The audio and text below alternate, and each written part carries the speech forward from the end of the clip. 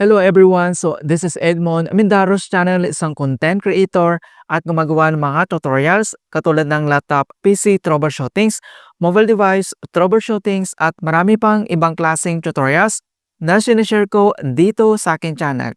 At sa video ito ay pag-uusapan natin kung ano ba yung mga reason or possible reasons talaga kung bakit hindi natin mailink yung ating Maribang account or mai-connect dito lang sa ating Shopee account. So ang dami kasing comments or nagsasabi kung bakit daw hindi sila makapag-link ng kanilang Maribang account sa kanilang Shopee app. Okay, so ang unang reasons na pwede natin tignan dito, ito yung tinatawag na mismatch phone numbers or do not match. So ang ibig sabihin yan, yung ginamit mo na or ni-register mo na Shopee account, mobile number mo ay hindi po tugma doon sa Maribang account phone number mo na registered. So, kailangan parehas po sila. Kung ano yung ginamit mo sa Shopee na account mo na phone number, yun din ang i-register mo doon lang sa Maribang account mo para ma-link po yan. And then, pangalawa, ito yung tinatawag na transaction limit. So, na-reach mo na yung daily top-up or yung payment limits sa Shopee or yung Maribang. Sa Shopee naman, sa top-up, gamit lang yung Maribang link account. Ang limit po niyan ay mayroon po itong 100,000 sa verified account. Sa non-verified account naman, mayroon po itong 10,000. And then sa Maribang account naman, ang daily limit po yan sa transfer ay mayroon po itong 500,000.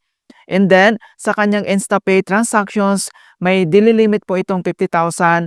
And then, yung kanilang online payments ay 400,000 naman. And then, yung 100,000 combined daily limit doon lang sa ating Shopee account.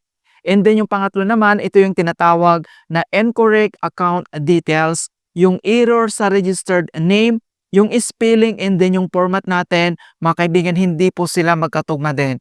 Okay, so mali yung spelling and then yung format ng pangalan natin sa account natin sa Shopee and then dito lang sa ating Maribang account, dapat parehas po sila mga kaibigan.